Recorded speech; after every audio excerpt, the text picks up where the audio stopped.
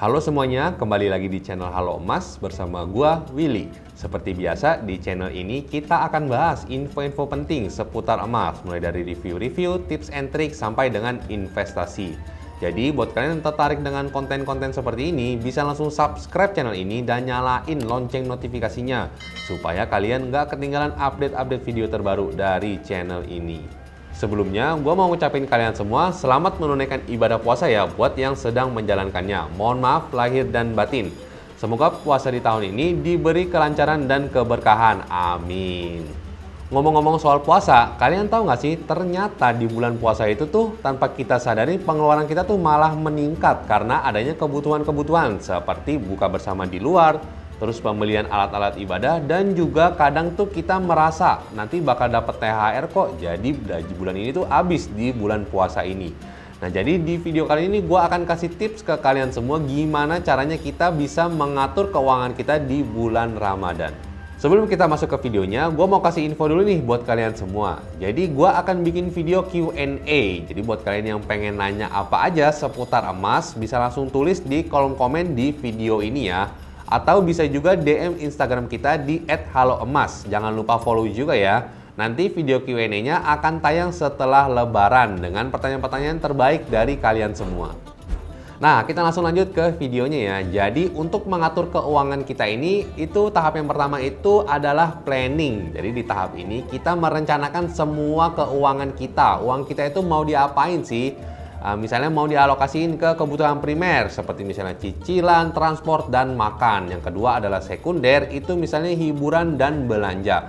Baru kita sisihkan ke dana darurat dan juga investasi. Untuk kebutuhan primer dan sekunder, kebutuhan primer dan sekunder saya dengan kalian itu beda-beda. Jadi sesuaiin aja dengan kebutuhan kalian masing-masing.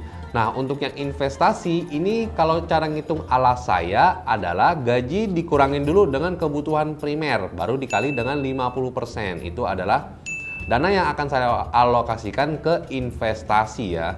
Jadi nggak bisa kita hitung berapa persen dari gaji atau berapa persen dari uang yang kita dapat setiap bulannya. Karena kebutuhan primer kita kan beda-beda ya. Kalau misalnya kebutuhan primer lebih sedikit, otomatis harusnya alokasiin lebih banyak buat investasi. Tips dari saya sebelum kita investasi, siapin dulu anggaran untuk dana darurat. Setidaknya kita punya 6 bulan gaji untuk dana darurat ya. Dana darurat ini dipakai buat yang keadaan ya darurat-darurat lah pokoknya. Seperti kecelakaan atau yang lain-lain. Jadi ini nggak mengganggu investasi kita.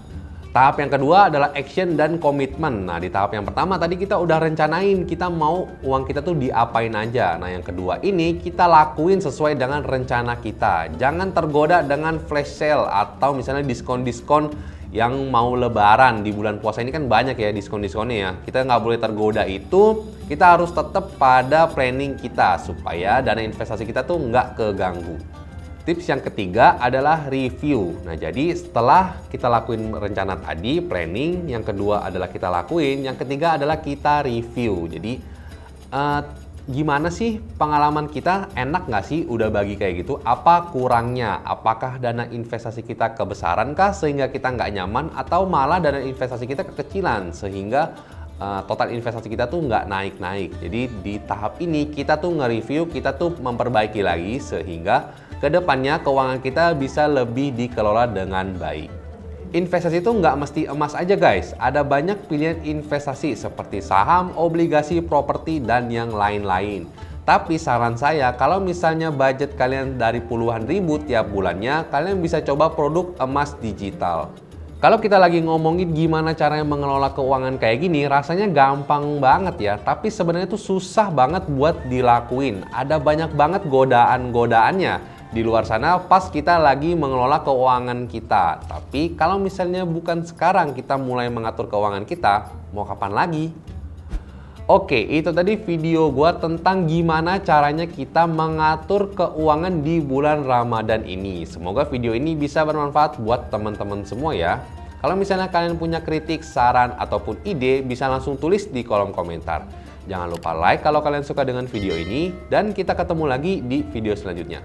Dah.